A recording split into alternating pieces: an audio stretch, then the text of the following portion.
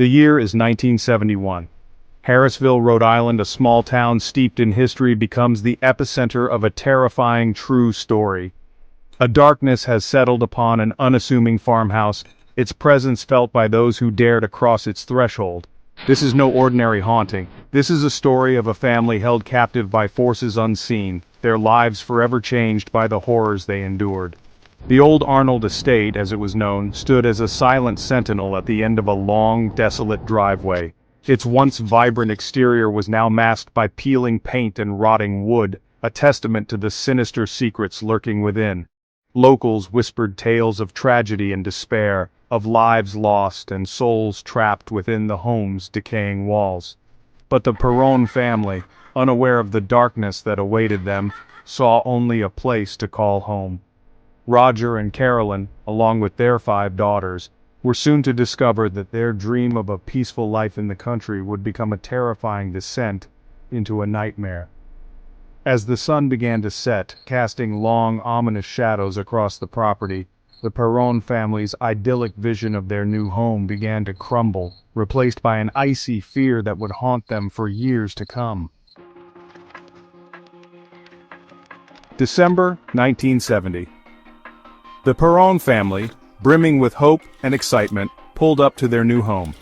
The farmhouse, though showing signs of age, seemed to promise a fresh start, a place where their 5 daughters could run freely and embrace the tranquility of rural life.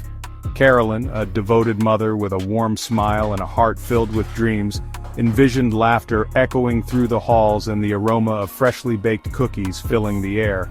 Roger, a hard-working truck driver, saw the property as a sound investment, a place where his family could grow and prosper. The girls, Andrea, Nancy, Christine, Cindy, and April, eager to explore their new surroundings, saw only adventure and the chance to make the old house their own.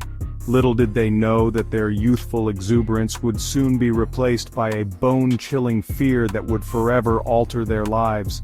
The first few weeks in the house were deceptively calm. The family settled into a routine, unpacking boxes, arranging furniture, and exploring the sprawling property. But as the days turned into weeks, a subtle shift occurred, a creeping sense of unease that settled upon the household like a thick fog. Unexplained noises, cold spots, and foul odors began to plague the family, their initial amusement quickly giving way to a growing sense of dread. Carolyn, initially dismissive of the strange occurrences, found herself increasingly troubled by the home's unsettling energy. The laughter of her children, once a constant source of joy, now seemed to echo through the empty halls with an eerie quality, as if the house itself were mocking their attempts at normalcy.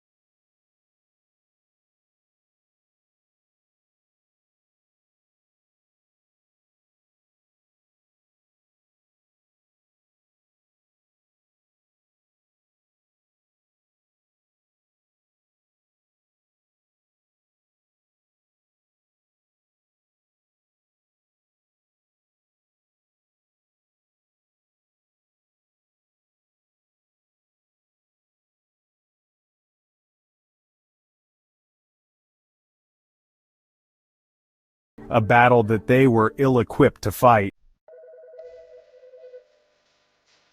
Desperate for help, The Perrons reached out to renowned paranormal investigators Ed and Lorraine Warren.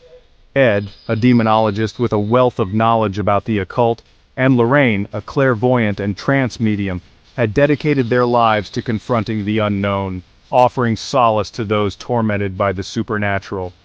The Warrens, their reputations preceding them, arrived at the farmhouse with a mix of caution and determination.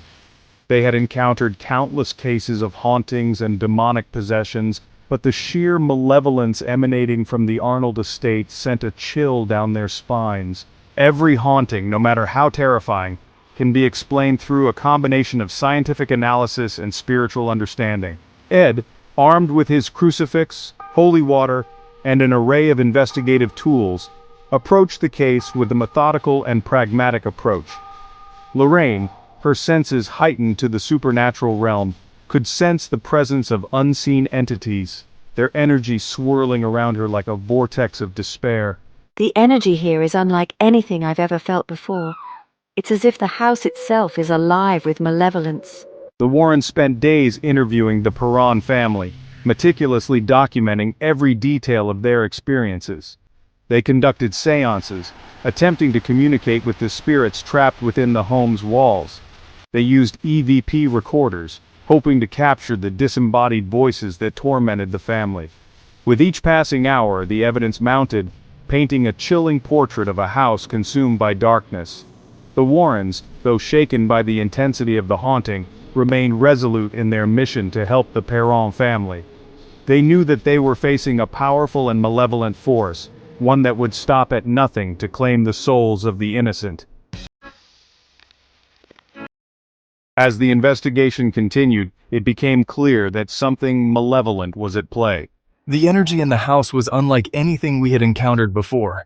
It was dark, oppressive, and seemed to feed off the fear of the family. The team began to uncover the sinister history of the property, revealing a pattern of tragic events that spanned decades. We discovered records of previous occupants who had suffered untimely deaths, mysterious illnesses, and unexplained disappearances. It was as if the house itself was cursed. With each revelation, the true nature of the entity tormenting the Perron family became more apparent. It wasn't just a ghost. This was something far more dangerous.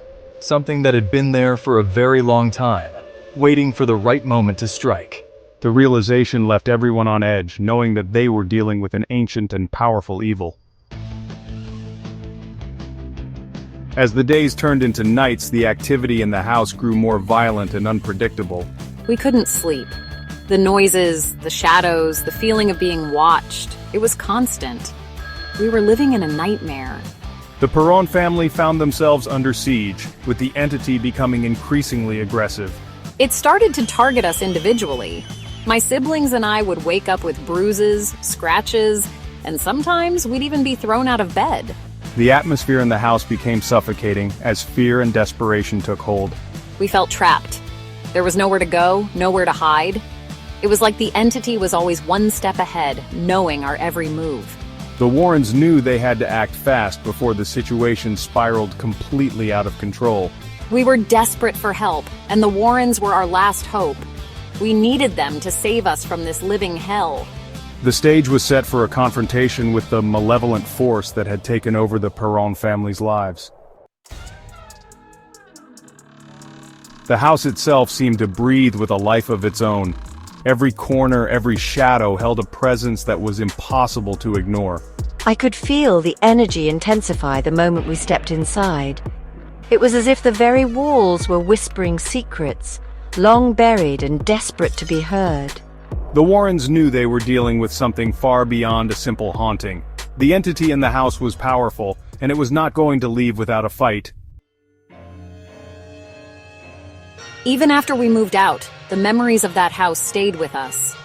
It was like a shadow we couldn't shake off, no matter how hard we tried. The Perron family found a new home, but the scars of their experiences lingered. The haunting had changed them forever, leaving an indelible mark on their lives. People in the town still talk about it. Some say it's just stories, but those who were there, they know the truth. Fear has a way of making even the skeptics believe. The line between fact and fiction blurred as the tales of the haunting spread. Belief in the paranormal grew, fueled by fear and fascination. The story of the Perron family and their haunted house remains one of the most compelling accounts of paranormal activity. It serves as a reminder that some mysteries are beyond our understanding, lingering in the shadows, waiting to be discovered.